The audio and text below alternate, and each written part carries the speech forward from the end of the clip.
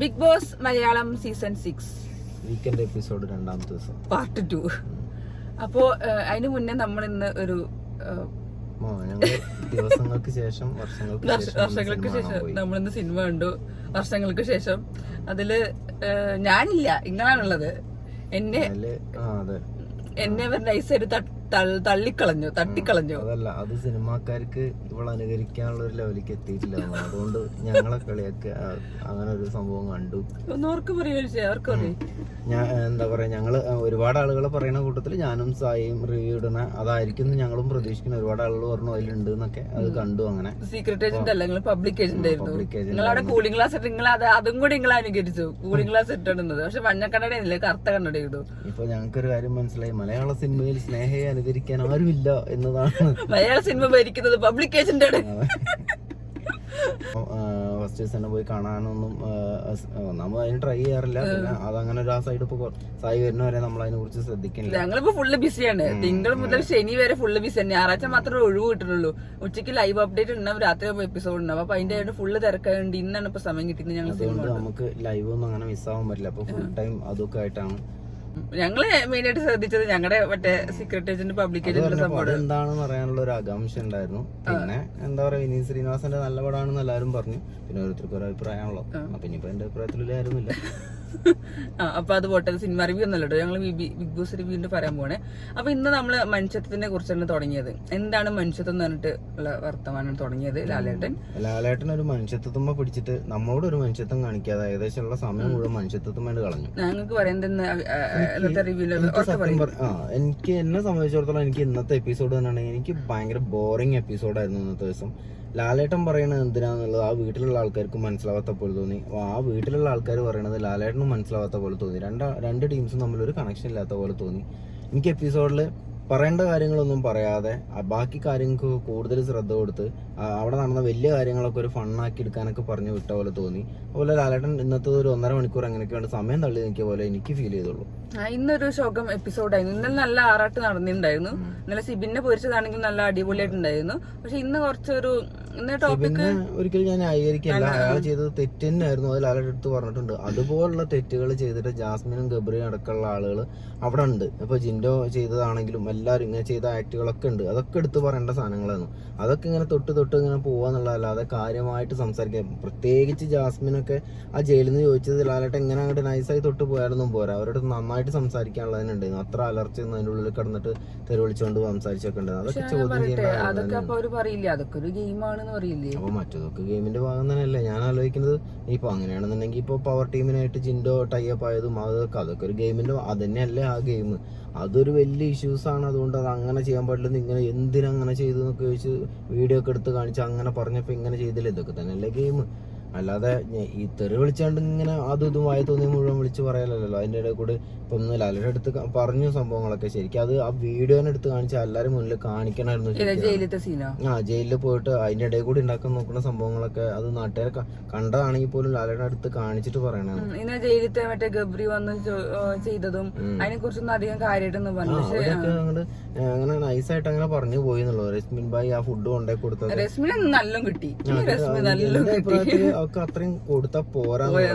എന്തോ വലിയ ഒന്നുമില്ലെങ്കിൽ അവർ രണ്ടാളെ അടിമയായിട്ട് ജീവിക്കുക. അല്ലെങ്കിൽ ഭയങ്കര എന്തോ ഞാനെന്തോ സംഭവമാണ്, ഞാൻ ഭയങ്കര എന്തോ രാജാവാണെന്നൊക്കെയാണ് രശ്മിൻ ഭായിന്റെ വിചാരം. കളിക്കണില്ല എന്നുള്ളത് ആദ്യം മനസ്സിലാക്കണം. ഇവർ രണ്ടാളെയും കാലും കഴുകി ഇങ്ങനെ തലോടി ഇങ്ങനെ നടക്കുക മാത്രമാണ് രശ്മിൻ ഭായി ചെയ്യുന്നത്. പിന്നെ നോറേനെ എന്തോ സപ്പോർട്ട് ചെയ്യുന്നുണ്ട് എന്നുള്ളത് പുറമുള്ള ആളുകൾക്ക് തോന്നിക്കാനോ നോറയ്ക്ക് തോന്നിക്കാനോ അത് ചിലപ്പോ പുറത്തുനിന്ന് പോകുന്നതിന്റെ സംഭവം സെറ്റപ്പ് ആയിരിക്കും. അതൊക്കെ മറ്റേ ഇയാള് പറഞ്ഞ പോലത്തെ ആ സെറ്റപ്പ് എന്തെങ്കിലും ആയിരിക്കും. അപ്പൊ അതിന് വേണ്ടിട്ട് എന്തോ തോന്നിപ്പിക്കാൻ വേണ്ടി ചെയ്യേണ്ടതല്ലാതെ അവൻ അവിടെ പ്രത്യേകിച്ച് ഒന്നും ചെയ്യില്ല. ഇങ്ങനെ നെഞ്ചുവിരിച്ച് നടക്കേണ്ടതല്ലാണ്ട്. ഇന്ന് റസ്മിന് കിട്ടിയ നല്ല അടിപൊളിയായിരുന്നു. റസ്മിന് അവിടെ പോയി ഫുഡ് കൊടുത്തതും എന്തൊരു ന്യായീകരിക്കലാണ്. അതപ്പോ എന്താ അതിന് മുന്നേ അൻസീബൊക്കെ കിടന്ന സമയത്ത് കുക്കീസും ബിസ്ക്കറ്റും കൊടുത്തപ്പോ ഞാൻ കണ്ടിരുന്നു എന്ന് വിചാരിച്ചു. ഇത് ചെയ്യാൻ പാടില്ല എന്ന് പറഞ്ഞിട്ടും കൂടി റസ്മിൻ തന്നെ ചെയ്തു അവിടെ വലിയ എന്തോ സംഭവം ചോദിച്ച് ക്യാപ്റ്റൻ അല്ലെങ്കിലും ക്യാപ്റ്റന്റെ അച്ഛനാണെന്നൊക്കെ വിചാരിച്ച് നടക്കുന്ന ഒരാളാണ് രശ്മിൻ ഭായ്. അപ്പൊ എന്നാ പിന്നെ അന്ന് സംസാരിക്കണേന്നു, അല്ലാതെ അപ്പൊ അത് ഇതൊക്കെ ചെയ്യാൻ പറ്റുന്ന സാധനങ്ങളെ ജയിലിലിട്ട് അങ്ങനെയൊക്കെയാണല്ലോ സാധാരണ ചെയ്യല്. ജയിലിലിട്ട സാധാരണ നമ്മളൊരു നോർമൽ ജയിലിൽ തന്നെയാണ് ഈ ജയിലിട്ട് കഴിഞ്ഞിട്ടുണ്ടെങ്കിൽ പിന്നെ കല്യാണത്തിനൊക്കെ വിളിച്ച് ഞങ്ങനെ കല്യാണമൊക്കെ കൂടി തിരിച്ചു പോലൊക്കെയാണുള്ള പരിപാടി. അതെ, വേണ്ട ഫുഡ് ഉണ്ട് സമയത്തിന്, കളിക്കാ ചിരിക്കാ വർത്താനം പറയാ, ആൾക്കാരോടൊക്കെ കോമൺ ആയിട്ട് നല്ല നോർമൽ ആയിട്ട് സംസാരിക്കും. ജയില് എന്ന് പറഞ്ഞു കഴിഞ്ഞാൽ അതിനിപ്പോ സ്വർഗത്തിന്റെ ഉള്ളിലാണെങ്കിൽ പോലും എന്തോ ഒരു ശിക്ഷയ്ക്കാണ് സ്വാതന്ത്ര്യം നഷ്ടപ്പെടുക എന്നുള്ളതാണ്. അപ്പൊ ആ സ്വാതന്ത്ര്യം ഒരാൾ മനഃപൂർവ്വം നഷ്ടപ്പെടുത്താൻ വേണ്ടി ഒരു സൈഡിലിട്ടുണ്ടെങ്കിൽ അയാൾ എന്തോ തെറ്റ് ചെയ്തുകൊണ്ടാണ് അയാളെ ജയിലിലിട്ടത്. ഇത് അവിടെ ആർത്ത് ഉല്ലസിക്കാനും തോന്നുന്നത് മുഴുവൻ ചെയ്യാനുള്ള സ്ഥലവും അതിന് പുറത്തുനിന്നുള്ള സപ്പോർട്ടും കലവിലെ വെച്ചുണ്ടാക്കാനും. അതെ, എല്ലാം എന്നുള്ളത് ലാലേട്ടൻ വളരെ വ്യക്തമായിട്ട് ക്രിസ്റ്റൽ ക്ലിയർ ആയിട്ട് പറഞ്ഞു കൊടുക്കണം എന്നുണ്ടായിരുന്നു. ഇത്ര പറഞ്ഞാൽ പോരാ എന്നുള്ളതാണ് എന്റെ അഭിപ്രായം. ഇന്ന് കുറച്ചും കൂടി പവർ ആയിട്ട് കൊടുക്കേണ്ട സാധനമായിരുന്നു ശരിക്കും. പക്ഷെ ഇന്നലെ കൊടുത്തോണ്ട് എനിക്കല്ല എന്താവോ ഇനിയിപ്പോ ഹൈജീന്റെ കാര്യം പറഞ്ഞു. ഹൈജീന്റെ കാര്യം പറഞ്ഞപ്പോഴും അത്ര വലിയതായിട്ടൊന്നും എടുത്തില്ല. അതിലിപ്പം ജാസ്മിന്റെ ഭാഗത്തുള്ളതാണെങ്കിലും അല്ല, നമ്മളിനി പറയുമ്പോ പറയും ജാസ്മിനെ ആയോണ്ട് പറഞ്ഞതല്ലേ നിങ്ങൾ പറയും. അങ്ങനെ അതിപ്പോ ജിൻഡോന്റെ ഭാഗത്തുള്ളതാണെന്നുണ്ടെങ്കിലും തെറ്റ് തന്നെയാണ്. വെള്ളം കുപ്പിയൊക്കെ കൊണ്ടുപോകണൊക്കെ പറഞ്ഞ പോലെ തന്നെയാണ്. അയാൾ വെള്ളം കുപ്പിയൊക്കെ കഴിഞ്ഞ് കഴിഞ്ഞാൽ കിച്ചണിലൊക്കെ കൊണ്ടുപോയിക്കുന്നുണ്ടല്ലോ. ഹൈജീന്റെ കാര്യത്തിൽ അത് വീട്ടിലാണെങ്കിലും നാട്ടിലാണെങ്കിലും നമ്മളെ കൊണ്ട് ചെയ്യാൻ പറ്റുന്ന എല്ലാ ഹൈജീൻ ആയിട്ടുള്ള കാര്യങ്ങൾ നമുക്ക് മാത്രമല്ല, നമ്മൾ കാരണം വേറൊരാൾക്കും കൂടെ ഉപദ്രവം ഉണ്ടാവുന്ന സംഭവമാണ്. അപ്പൊ അത് ശ്രദ്ധിച്ചേ പറ്റുള്ളൂ. അത് ലാലേട്ടൻ ഇങ്ങനെ ഇപ്പോൾ ജാസ്മിനോട് കുറച്ച് കൂടുതലും ജിൻഡോനോട് കുറച്ച് തമാശയിൽ ചേർന്നിട്ടും അതും അങ്ങനെയല്ല സംസാരിക്കേണ്ടതെന്നാണ് എന്റെ ഒരു അഭിപ്രായം. ലാലേട്ടൻ അങ്ങനെയല്ല പറയേണ്ടതെന്നും പറയാൻ ഞാൻ ആരുമല്ല, എന്നാലും എന്റെ അഭിപ്രായമായിട്ട് ഞാൻ പറയുകയാണ്. അങ്ങനെ നൈസായിട്ട് വിട്ട് പോയാൽ പോരെ ശരിക്കും. അടുത്ത പ്രാവശ്യം അതെ അങ്ങനെ തന്നെയാണ്. ചിലപ്പോ ഒന്നും കൂടി ഒന്ന് സ്ട്രോങ് ആവേണ്ട കാര്യങ്ങൾ തന്നെയായിരുന്നു. അത് പിന്നെ വിചാരിച്ചിട്ടുണ്ടോ അങ്ങനെ വിട്ടുപോകാന്നുള്ള രീതിയിൽ. എന്തുകൊണ്ട് അങ്ങനെ വിട്ടുപോയത് ഇനിയിപ്പോ ലാലേട്ടൻ കിട്ടുന്ന ഇൻസ്ട്രക്ഷൻ അനുസരിച്ചായിട്ടും സംസാരിക്കുന്നുണ്ടാവും. അപ്പൊ അത് എങ്ങനെയാണെങ്കിലും ഈ ടീം അതൊന്ന് ശ്രദ്ധിച്ച് അവരൊന്ന് സെറ്റാക്കി കൊടുക്കേണ്ടതെന്ന്. കാരണം ശരിക്കും ഇവർക്ക് ആർക്കെങ്കിലും എന്തെങ്കിലും പറ്റിക്കഴിഞ്ഞിട്ടുണ്ടെങ്കിൽ ഇതുമായിട്ട് എന്തെങ്കിലും അസുഖം പിടിച്ചു കഴിഞ്ഞാൽ നാട്ടുകാർ മുഴുവൻ ഇത് നടത്തുന്ന ആളുകളെയും പറയാം നിങ്ങൾ ശ്രദ്ധിച്ചില്ലാന്നേ പറയുള്ളൂ. സെക്കൻഡ് സീസണിലോ തേർഡ് സീസണിലോ വന്നില്ലേ കണ്ണിന്റെ അസുഖം അത് പകർച്ചയായിട്ട് വരാനൊക്കെ തുടങ്ങിയിരുന്നു. അപ്പൊ ആരും അതിന്റെ ഉള്ളിലുള്ള ആളുകൾ ഇങ്ങനെ നടന്നുകൊണ്ടാവുന്നൊന്നും അവര് പറയാം. ഇതിന്റെ ആൾക്കാർ ശ്രദ്ധിച്ചിട്ടുണ്ടാവില്ല അങ്ങനെ പറയുള്ളൂ. അപ്പൊ അതുകൊണ്ട് അത് വളരെ സ്ട്രിക്റ്റ് ആക്കേണ്ട കാര്യമായിരുന്നു എന്നുള്ളതാണ്. അതെ, പിന്നെ ജാസ്മിന്റെ ഹൈജീന്റെ കാര്യം പറഞ്ഞു. പിന്നെ ചീത്ത പിന്നെ ശരിക്കും റാസിസ്റ്റ് കമന്റ്സ് കുറച്ച് പറഞ്ഞിട്ടുണ്ട്. അതൊന്നും അങ്ങനെ എടുത്ത് പറഞ്ഞിട്ടില്ല ശരിക്കും പറഞ്ഞാല്. ഇന്നത്തെ നമ്മൾ വീഡിയോ കണ്ടപ്പോ നമുക്ക് ഒരു രസം തോന്നിയതും അടിപൊളി തോന്നിയതും ആ ഒരു എന്താ പറയാ കാഴ്ചക്കാരായിട്ടിരിക്കുന്ന ഒരു ചേച്ചി വളരെ ശക്തമായി കൈയടിക്കുന്ന അവരാണ് ഇന്നത്തെ സ്റ്റാർ. അവര് ലാലേട്ടൻ അവിടെ ഒന്ന് പറയുന്നുണ്ട്, അവർക്കൊന്നും പറയാനുള്ള അവസരങ്ങൾ കൈയടിക്കാൻ ആ കൈയടിച്ച് പ്രതിഷേധിക്കുന്നതായിട്ട് ആ ചേച്ചിക്ക് ഒരു കൈയടി. ആ ചേച്ചിയാണ് ഇന്നത്തെ സ്റ്റാർ ശരിക്കും പറഞ്ഞാല്. നല്ല അടിപൊളിയായിട്ട് കൈയടിക്കുന്നത് ഭയങ്കര പ്രോത്സാഹനം ഉണ്ടായിരുന്നു. മുഖത്ത് കാണണ്ടെന്ന് അവരോടൊക്കെ ഉള്ള ദേഷ്യം അവർ കാണിച്ച ആ ആക്ടിനെ കുറിച്ച് സംസാരിക്കുമ്പോൾ അവരെ കയ്യടി എന്ന് പറഞ്ഞാൽ ഭയങ്കര സ്ട്രോങ് ആയിരുന്നു. പിന്നെ അപ്പൊ അത് ജാസ്മിന്റെ അങ്ങനെ കഴിഞ്ഞു. പിന്നെ ഫസ്റ്റ് പിന്നെ മനുഷ്യത്വത്തിനെ കുറിച്ചും പവർ ടീമിന്റെ പപ്പറ്റാണോ ജിൻഡോ, ഞാൻ പ്രൊമോയിൽ പറഞ്ഞിരുന്നു പവർ ടീമിന്റെ പപ്പറ്റാണോ ജിൻഡോ എന്നുള്ള രീതിയിലുള്ള സംശയം ചോദിച്ചത് കൂടുതൽ പേരും 8 വോട്ട് കിട്ടി ജിൻഡോ അങ്ങനെയാണെന്നുള്ള രീതിയിൽ പറഞ്ഞിട്ട്. ശരിക്കും അങ്ങനെ തന്നെ ആയിട്ടാണ് എനിക്ക് തോന്നുന്നത്. ജിൻഡോ മറ്റത് ഒറ്റയ്ക്ക് പോയി എല്ലാവരും ആക്രമിക്കാനും അതൊരു ഫണ്ണാക്കാനും, ഇനി ഫണ്ണല്ലെങ്കിലും അയാൾ ചെയ്യുന്നത് വലിയ കാര്യമായിട്ടാണെങ്കിലും നമുക്ക് ഫണ്ണായി തോന്നുന്ന സംഭവങ്ങളൊക്കെ ഉണ്ടാവുന്നുണ്ട്. പക്ഷെ ഈ പവർ ടീം വന്നപ്പോൾ അയാൾക്ക് സ്വന്തമായി ചിന്തിക്കാനുള്ള അവസരം പോലും അയാൾക്ക് കൊടുക്കണില്ലായിരുന്നു. പവർ ടീം ഓരോന്ന് തീരുമാനിച്ച് അയാളെ പറഞ്ഞ് അയാളെ വായിക്കൂടെ അത് സംസാരിപ്പിക്കുകയായിരുന്നു. അതിന്റെ ഇടയിലും അയാൾ ട്രൈ ചെയ്തിട്ടൊക്കെ ഉണ്ട് സ്വന്തമായി. ജിൻഡോനെ അടുത്ത ആഴ്ച ക്യാപ്റ്റൻ ആവേണ്ടി വരും. അപ്പൊ ജിൻഡോനെ വായന അബദ്ധം ചാടാതെ ഇരിക്കാൻ വേണ്ടി പവർ ടീമിന്റെ ഒരു കേൾക്കാൻ വേണ്ടിട്ട് മാത്രല്ല അവര് കുറച്ച് അവർക്ക് പറ്റിയ ആളുകൾ അല്ലെങ്കിൽ അവരവര് ഇതിൽ പറ്റുന്ന ആളുകൾ എല്ലാ ഗ്യാങ്ങൊന്നും ഇത്തിരി വലിച്ചിട്ടും എല്ലാരെയൊക്കെ കൂട്ടിയിട്ടൊക്കെയാണ് പവർ ടീം സെറ്റ് ചെയ്തിട്ടുള്ളത്. അവർ തീരെ തൊടിയിക്കാതിരുന്നത് ജാസ്മിനെയും ഗബ്രീനെയും മാത്രമാണ്. പിന്നെ അങ്ങനെയാണ് മെയിനായിട്ട്. പിന്നെ ശ്രീരേഖന്റെ ആക്ട് നമ്മൾ പറയണത് എന്തായാലും കാരണം നമ്മളത് എപ്പിസോഡിൽ കാണാത്തോണ്ട് പറഞ്ഞിട്ടില്ല. നമ്മള് നോർമൽ എപ്പിസോഡ് കണ്ടു കഴിഞ്ഞിട്ടാണ് ഉടനെയാണ് വീഡിയോ ചെയ്യുന്നത്. നമ്മൾ ഡിവി പ്ലസിന് വെയിറ്റ് ചെയ്യാറില്ല. കാരണം 10-11 മണിയാവും. പിന്നെ വീഡിയോ ഇടുമ്പോഴത്തേക്ക് ഒരുപാട് ടൈം എടുക്കും. അതുകൊണ്ട് തന്നെ നമ്മള് പിന്നീട് മൊബൈലിലൊക്കെ കണ്ടിട്ട് അങ്ങനെ വിടാറാണ്.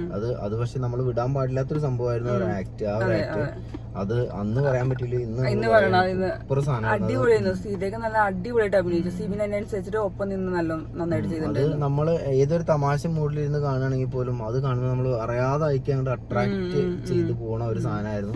വെറുതെ എല്ലാവർക്കും അവാർഡ് കിട്ടിയതെന്ന് ഇപ്പൊ എനിക്ക് തോന്നുന്നു. നല്ല അവാർഡ്. പിന്നെ ശ്രീരേഖ ശരിക്കും ബെസ്റ്റ് ആക്ട്രസ് അവാർഡ് എന്തോ സംസ്ഥാന അവാർഡോ അങ്ങനത്തെ സാധനം കിട്ടിയിട്ടുണ്ട്, വലിയ സാധനം കിട്ടിയിട്ടുണ്ട്. അതാ ഞാൻ പറഞ്ഞത്. അങ്ങനെ വെറുതെ എല്ലാവർക്കും അത് കിട്ടിയതെന്നുള്ളത് ഇപ്പൊ മനസ്സിലാവുന്ന രീതിയിൽ ആക്ട് ചെയ്തു. അതിന് ലാലേട്ടൻ കറക്റ്റ് ആയിട്ടുള്ള കയ്യടികൾ കൊടുക്കുകയും ചെയ്തു. അത് വീണ്ടും ഇട്ട് കാണിച്ചു തന്നെ അവരോടുള്ള ഒരു റെസ്പെക്ട് ആയിട്ട് ഇപ്പൊ എനിക്ക് തോന്നുന്നു. പിന്നെ എന്താ ബാറ്ററി ചാർജിങ്ങിന്റെ ഗെയിമാണ് വന്നത്. എനിക്ക് അതൊക്കെ ഒരു വേസ്റ്റ് ഗെയിം. എന്ത് കുന്തത്തിനാണ് അത് വെറുതെ സമയം കളയാൻ വേണ്ടി ഒരു ഗെയിം എന്ന് വെച്ച പോലെ. അതുകൊണ്ട് അവർക്കും പ്രത്യേകിച്ച് ഗുണമില്ല എന്നാൽ അവർ തമ്മിൽ എന്തെങ്കിലും പ്രത്യേകിച്ച് ഒരു നല്ലതോ ചീത്തതോ ആയിട്ടുള്ള ഒന്നും സംഭവിച്ചിട്ടില്ല എന്നാണ് ഞാൻ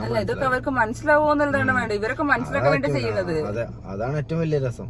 ഇത് ഇങ്ങനെ വളഞ്ഞു ചുറ്റിട്ടാണെങ്കിൽ അവർക്ക് കുറച്ച് കാര്യം മനസ്സിലാവാൻ വേണ്ടിട്ട് അതൊന്നും അതിനുള്ള ആൾക്കാർക്ക് മനസ്സിലാവും. അവരതൊക്കെ അപ്പൊ കളഞ്ഞ് അവരെന്താന്ന് വെച്ചിട്ടുണ്ടെങ്കിൽ ഫസ്റ്റ് സീസൺ ഇത് തുടങ്ങി അന്നുണ്ടായ പ്രശ്നങ്ങളൊക്കെ തലയിൽ വെച്ച് അതിനുള്ള പ്രതികാരം ചെയ്യാനൊക്കെ വേണ്ടിയിട്ടാണ് ഇപ്പോഴും അവരിയ്ക്കുന്നത്. അല്ലാതെ ഇപ്പത്തെ നമ്മളെ അവസ്ഥ എന്താ, ഇനി ഞാൻ ഗെയിമിൽ എന്ത് ചേഞ്ച് വരുത്തണം എന്നല്ല. ഒന്നാമത്തെ ദിവസം വന്നും തന്നെ എന്നെ നോക്കി, വന്നും തന്നെ എന്നെ തോൽപ്പിച്ച് നോക്കി, ഇതൊക്കെയാണ് ഇപ്പോഴും ഇവർ ആലോചിച്ചിരിക്കുന്നത്. പിന്നെ അതന്നെ ഇന്ന് മെയിനായിട്ടുണ്ടെന്നുള്ളത്. പിന്നെ ജിൻഡോന്റെ ക്യാപ്റ്റൻസിനെ കുറിച്ച് നമ്മൾ പറഞ്ഞത് അതാണ് അല്ലേ. ഇന്നത്തെ എപ്പിസോഡിൽ ആകെ ഒരു വലിച്ചു നീട്ടി സമയം കണക്കാക്കേണ്ടത്. ഞാൻ നമ്മളെ ഈ സീസൺ തുടങ്ങിയതിന് ശേഷം എനിക്ക് എന്താ പറയുക, ഇപ്പം ലേറ്റ് ആയിട്ട് ഇപ്പൊ കഴിഞ്ഞ ദിവസം ഇവള് എന്നെ ചതിച്ചു. ലേറ്റ് ആയിട്ട് വീഡിയോ ഇട്ടതിന് ശേഷം ഞാൻ ഉറങ്ങണത് നിങ്ങൾക്ക് കാണിച്ചു തന്നിട്ടുണ്ടായിരുന്നു. അത് നിങ്ങള് ഞാൻ കാര്യമായിട്ട് ഇന്ന് വീഡിയോയിൽ ഭംഗിയുണ്ടോ നോക്കാൻ വേണ്ടിക്കുമ്പോണ്ട് ഒരാൾ ഇന്ന് ഉറക്കം തോന്നണു. ഞങ്ങളെ 10-11 ആയിട്ട് വീഡിയോ എടുത്തത് ഉറക്കം തൂങ്ങിയിരിക്കുക. ഞാൻ തലേ ദിവസം തീരെ ഉറങ്ങിയില്ല. അപ്പൊ അത് തൊട്ടെ അപ്പം അത് അങ്ങനെയൊക്കെയുള്ള ഉറക്കം വരിക എന്നുള്ളതല്ലാതെ ഇന്ന് സത്യം പറഞ്ഞ എപ്പിസോഡ് കണ്ടുകൊണ്ടിരിക്കുമ്പോൾ ഉറക്കം വന്നിട്ട് വയ്ക്കില്ലായിരുന്നു. കാരണം അത്ര ബോറിംഗ് ആയി തോന്നി. അതുകൊണ്ടാണ് പിന്നെ മാത്രല്ല ഈ 2 ദിവസം നല്ല നമ്മളങ്ങനെ പൊരിച്ച് ഇതാക്കി നിർത്താനും അവരങ്ങനെ കുറെ പറയാനുള്ള സംഗതികളൊക്കെ ഉണ്ടായിട്ട് പറയാതെ ആകുമ്പോൾ നമുക്കൊരു വല്ലാത്ത നിരാശ തോന്നിയിട്ടുണ്ടായിരുന്നു എപ്പിസോഡ് കണ്ടപ്പോൾ. ഈ സീസണിൽ എല്ലാവരും പറയുന്നത് ലാലേട്ടനാണ് ഗെയിം ചേഞ്ചർ എന്നാണ് എപ്പോഴും പറയുന്നത്. ഇത്രയും ദിവസവും അങ്ങനെ തന്നെ ഇന്നുണ്ടായ കുറച്ച് കാര്യങ്ങൾ വെച്ചിട്ട് നീട്ടി ഇന്നത്തെ ഒരു ദിവസം തീർത്ത പോലെ തോന്നി കണ്ടപ്പോ. അതുകൊണ്ട് എന്തോ ഒരു ബോറിങ്. അത് മേ ബി അവര് എന്താ ഇന്നലെ കുറച്ച് പറഞ്ഞു കഴിഞ്ഞല്ലോ. പിന്നെ ഇന്നിപ്പോ ഇനി അതിനനുസരിച്ച് പറയുന്ന രീതിയിലോ അല്ലാതെ വേറെ ഒന്നുമില്ല. അതെ, ചിലപ്പോ ഇങ്ങനെ വെറുതെ ഒരിക്കലും അവരിട്ടിട്ട് ഇങ്ങനെ ഇത് ചെയ്യാം. അവരിപ്പോ ഏകദേശം ഇങ്ങനെ ദിവസങ്ങൾ കൂടി വരുമ്പോ അവരെല്ലാതെ തന്നെ ഭയങ്കര. പക്ഷെ അതിനുള്ള ടാസ്ക് കൊടുത്തു, ബാറ്ററി ചാർജിങ്ങിനെ കൊടുത്തു. അത് അവർ മനസ്സിലാക്കുന്നുണ്ടെങ്കിൽ അവർക്ക് ബുദ്ധി ഉണ്ടെങ്കിൽ മനസ്സിലാക്കും. അത്ര തന്നെ ഉള്ളൂ. അത് എനിക്ക് തോന്നില്ല. ഇനിയിപ്പോ ഇവരെന്താന്ന് വെച്ചാൽ ഇതിലും ഒരു പ്രതികാരം കണ്ടിട്ടൊക്കെ നിൽക്കണ്ടാവുക. അതൊന്നും മനസ്സിലാക്കിയിട്ട് ഇനി ഗെയിം ഉയർത്തുക അങ്ങനത്തെ പരിപാടികളൊന്നും ഇവരാരും കാണിക്കുന്നത്. അതൊന്നും പറഞ്ഞാൽ ഇവർക്ക് മനസ്സിലാവുന്നില്ല. ഇപ്പൊ എപ്പിസോഡ് കഴിഞ്ഞിട്ട് ജാസ്മിൻ ഗബ്രി സംസാരിക്കുമ്പോ എന്നിട്ടും നല്ല കൊടുത്തില്ല ആരോട്ടും അങ്ങനെ ചെയ്തു.